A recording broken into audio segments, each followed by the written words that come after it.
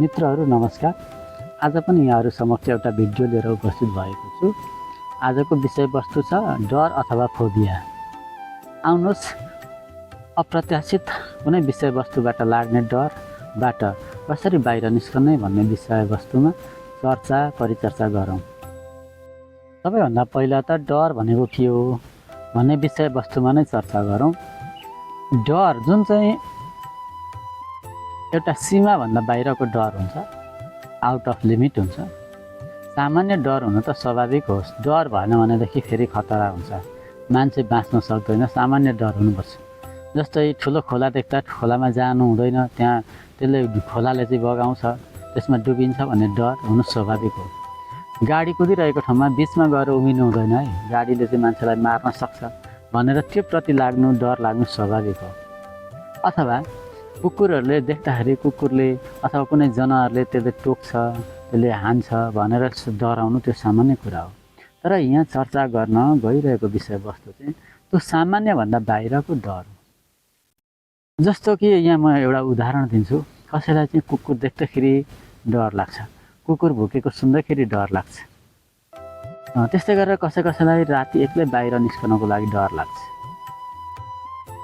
त्यहाँ केही पो भइहाल्छ कि मलाई केही घटना पो घटिहाल्छ कि भनेर यस्तो किसिमको डर हुनसक्छ। कसैलाई साङ्लो देख्दाखेरि पनि डर लाग्छ।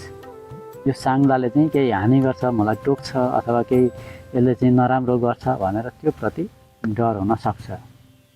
अब यो डर चाहिँ यही विषयवस्तु यही घटनासँग सम्बन्धित हुन्छ भनेर ठ्याक्कै सबैलाई एउटै हुन्छ भनेर भन्न सकिँदैन।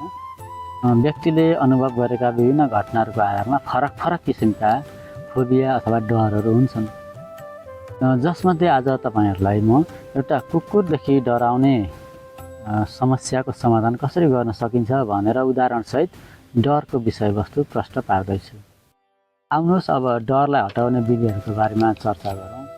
डरलाई हटाउनको लागि मनोविदहरूले विभिन्न किसिमका टेक्निकहरू प्रयोग गरेका हुन्छन्, जसमध्ये CBT एउटा हो। त्यस्तै गरेर अर्को तरिका एक्सपोजर थेरापी हो, एक्सपोज गर्ने।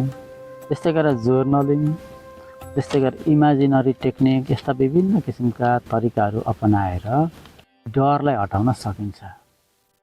आज चाहिँ हामी यो विषयवस्तुमा एक्सपोजर थेरापीको प्रयोग गरेर कसरी डरलाई हटाउने भन्ने विषयवस्तुमा चर्चा गर्न गइरहेका छौँ। यो विधि प्रयोग गर्दाखेरि सबैभन्दा पहिला त तपाईँमा डरको मात्रा कति छ। जस्तै मानिलिउँ सम्पूर्ण डरलाई 10 पूर्णाङ्क मान्ने हो भने त्यो 10 पूर्णाङ्कमा तपाईँको डर कति छ। 10 मा 10 छ कि 9 छ कि 8 छ कि 7 छ, 5 छ, कति छ, अथवा 1 छ, कति छ, यो लेभलिङ गर्नुपर्दछ। त्यस पश्चात लेभलिङ गरिसकेपछि अब शारीरिक र मानसिक दुवै तरिकाले अब म चाहिँ यो विधिको प्रयोग गर्न गइरहेको छु है, म एक्सपोजर थेरापीको प्रयोग गर्न गइरहेको छु। त्यसैले म तयार हुनुपर्छ है भनेर चाहिँ शारीरिक र मानसिक रूपमा तयार गर्ने। मानसिक रूपमा आफूले आफूलाई सजेसन पनि दिने, शारीरिक रूपमा भनेको आफूले चाहिँ त्यहाँ जानको लागि त्यो टेक्निक अपनाउनको लागि आवश्यक पर्ने सामग्रीहरू अथवा ठाउँ के छ त्यो उपलब्ध गराउने र कसैको साथ लिएर गर्नुपर्ने छ भने साथ लिएर पनि गर्न सक्नुहुन्छ। होइन म एक्लै यो सकिहाल्छु नि भन्ने लाग्छ भने आफूले एक्लै त्यो क्रियाकलाप गर्न पनि सक्नुहुन्छ। अर्को चरण छ डरले सामना गर्ने। यसको अर्थ हो जे काम हामी अथवा जे काम गर्नबाट जे विषयवस्तुबाट हामीलाई डर लागिरहेको छ त्यो विषयवस्तु सबै सामना गर्दै गर्दै अगाडि बढ्नुपर्छ। जस्तै मानिलिउँ न राति बाहिर निस्कन डर लाग्छ भने बाहिर निस्कने अभ्यास गर्नुपर्दछ। यहाँ कुकुरसँग डर लाग्ने एउटा विधिको बारेमा चर्चा गरिएकोले म चाहिँ त्यसैबाट उदाहरण दिँदै जान्छु। अब यो डरको सामना गर्नको लागि, एक्सपोज गर्नको लागि हामी तयार हुँदैछौँ र तयार भएर जाँदैछौँ। अब कसरी जाने त। अब यहाँनिर कुकुरदेखि डर लाग्छ भने कुकुरसँग अभ्यस्त हुनुपर्दछ।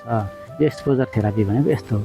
जस्तै तपाईँलाई चाहिँ कुकुर देख्दाखेरि डर लाग्छ, कुकुर भुकेको सुन्दै डर लाग्छ, पर आउँदैछ भने अब तपाईँ उताबाट कुकुर आउँदैछ तपाईँ अर्कोतिर भागिदिनुहुन्छ होइन, यस्तो छ, यस्तो किसिमको डर छ तपाईँमा भनेपछि त्यो त एक्सट्रिम डर भयो। अब यो डरको सामना गर्नको लागि तपाईँले कुकुरसँग नै अभ्यस्त हुनुपर्छ। कुकुरलाई हामीले चाहिँ अब प्रयोगमा ल्याउनुपर्छ। अब यसलाई कसरी जाने त भन्ने विषयवस्तु चाहिँ अब आजको मुख्य विषय भएकोले यसैको बारेमा म चर्चा गर्दैछु। अब तपाईँले सामान्य सरल तरिकाबाट जटिल तरिकातर्फ क्रमशः अगाडि बढ्दै जानुपर्छ। यसको अर्थ तपाईँलाई कुकुरदेखि डर लाग्छ नि त। कुकुरदेखि डर लाग्ने भएको कारणले गर्दाखेरि अब एक्सपोजरको ठ्याक्कै तरिका चाहिँ के हो त, अथवा एक्सपोजर गर्ने उपायहरू चाहिँ के छन् त भन्दाखेरि पहिलो काम भनेको सामान्य किसिमको क्रियाकलापमा प्रवेश गर्ने। एक नम्बरमा सामान्य किसिमको क्रियाकलापमा प्रवेश गर्ने। यसको अर्थ तपाईँलाई कुकुरदेखि डर लागिरहेको छ, त्यसैले गर्दा कुकुर, कसैलाई त कुकुर सुन्ने बित्तिकै डर लाग्छ, नामै सुन्दा डर लाग्छ नि त, यस्तो किसिमको डर पनि हुन्छ। त्यसैले गर्दाखेरि अब तपाईँले पहिलो काम चाहिँ कुकुरलाई शब्दको माध्यमबाट सुन्ने, कुकुरको नक्सा बनाउने, चित्र बनाएर त्यो नक्सासँग अभ्यस्त हुने, यति काम तपाईँले गरिसकेपछि अब दोस्रो चरणमा प्रवेश गर्नुपर्ने हुन्छ। अब पहिलो चरणको काम सकेपछि दोस्रो चरणमा प्रवेश गर्नुपर्ने हुन्छ।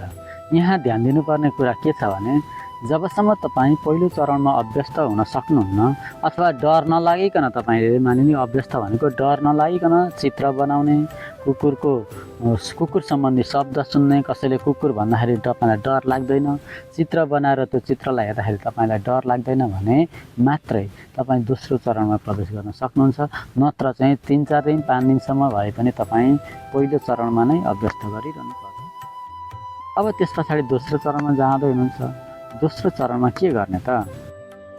अब पहिलो चरणको काम सम्पन्न भइसकेपछि तपाईँ दोस्रो चरणमा प्रवेश गर्न सक्नुहुन्छ। दोस्रो चरणमा चाहिँ अब अलिकति जटिल किसिमको कार्यमा अभ्यस्त हुने। अब यो पहिलाको भन्दा जटिल भनेको कस्तो भने अब तपाईँ कुकुरको नक्सासँग अभ्यस्त हुनुभयो भने अब अलिक टाढा रहेको कुकुर, जुन चाहिँ घरपालुवा कुकुर होस्, त्यस्तो कुकुर आउँदै गरेको अलिक टाढैबाट अवलोकन गर्नुहोस्, टाढैबाट हेर्नुहोस्, कुकुर भुकेको सुन्नुहोस्, त्यो कुकुरको रङ कस्तो छ त्यसलाई हेर्नुहोस्, टाढैबाट, नजिक जाने होइन। त्यसमा पनि 2-3 दिनसम्म तपाईँ अभ्यस्त हुनुहोस्। जब तपाईँ त्यो लेभलमा पनि अभ्यस्त हुनुहुन्छ नि त्यस पछाडि तपाईँले त्योभन्दा अझै जटिल काम गर्नुपर्दछ। अब त्योभन्दा अलिक जटिल काम भनेको के गर्ने त भन्दाखेरि साधु खालको अथवा शान्त किसिमको, नटोक्ने किसिमको घरपालुवा चिनिराखेको कुकुर होस्, त्यस्तो कुकुर मालिकको साथमा भएको बेलामा अलिक नजिक जाने, अलिक छेउमा जाने, उसको वरिपरि डुल्ने अनि उसँग अभ्यस्त हुने। 3-4 दिनसम्म यो कार्य गरेपछि अब तपाईँ त्यसबाट पनि अभ्यस्त हुनुहुन्छ। तपाईँलाई कुकुरको छेउमा जानको लागि डर लाग्न छोड्छ र जब तपाईँ यसमा पनि अभ्यस्त हुनुभयो नि अब तपाईँ अन्तिम चरणमा प्रवेश गर्दै हुनुहुन्छ, माथिल्लो चरणमा जाँदै हुन्छ। त्यो माथिल्लो चरण भनेको कस्तो त भन्दा तपाईँ अब त्यस्तै कुकुर, जुन घरपालुवा शान्त किसिमको कुकुर छ, यसले चाहिँ टोक्दैन भन्ने विश्वास हुनुहुन्छ, त्यहीसँग बिस्तारै बिस्तारै नजिकै जाने। अब त्यो कुकुरलाई तपाईँले सुमसुमाउन सक्नुहुन्छ, त्यो कुकुरसँगै बसेर उसँगै चाहिँ खेल्न सक्नुहुन्छ, उसलाई चाहिँ तपाईँले खानेकुराहरू दिन सक्नुहुन्छ, उसँग त्यसरी अभ्यस्त बिस्तारै हुँदै आउनुहुन्छ। यो क्रियाकलाप पनि तपाईँले 3-4 दिनसम्म गरेपछि लगभग तपाईँ 15-20 दिनको हाराहारीमा अब यो सम्पूर्ण डरहरूलाई जितेर तपाईँ अब सामान्य किसिमको दैनिकी अथवा सामान्य किसिमको जीवनयापन गर्न सक्नुहुन्छ। तपाईँको फोबिया गायब हुन्छ। तपाईँलाई जुन कुकुरदेखि लाग्ने डर थियो नि त्यो कुकुरदेखि लाग्ने डरको सामना गरेर तपाईँ अब अगाडि बढिसक्नु भएको छ। अब यसका लागि केही ध्यान दिनुपर्ने कुराहरू, तपाईँले एकदम याद गर्नुपर्ने कुराहरू छन्, यो तपाईँले एप्लाई नगरिकन हुँदैन।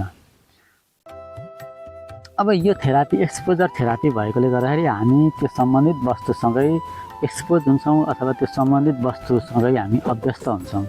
त्यसैले गर्दाखेरि यहाँनिर तपाईँले ध्यान दिनुपर्ने कुराको 1 नम्बरमा डरले नै जित्ने भनेपछि जे काम गर्नको लागि तपाईँलाई डर लाग्छ, जुन विषयवस्तुसँग तपाईँलाई डर छ, जुन घटनासँग सम्बन्धित डर छ, त्यो घटनासँगै हामीले सामना गर्नुपर्छ, त्यही किसिमको क्रियाकलापहरू गर्नुपर्छ। हामीले यसैलाई एक्सपोजर थेरापी भनेर भनेका हौँ। अब दोस्रो नम्बरमा तपाईँले यो मानसिक र शारीरिक रूपमा एकदम आफूलाई चाहिँ सजग बनाउँदै लानुपर्छ। तपाईँले चाहिँ आफूलाई तयार गर्दै लानुपर्छ। तेस्रो नम्बरमा तपाईँको त्यो समयमा एन्जाइटी अलिक बढ्छ, अलिक थोरै एन्जाइटी बढेर तपाईँलाई बिचमा डर लागेको अवस्था हुनसक्छ। त्यति बेला तपाईँले नडराइकन डरलाई नियन्त्रणमा राखेर नै यो क्रियाकलाप गर्नुपर्छ।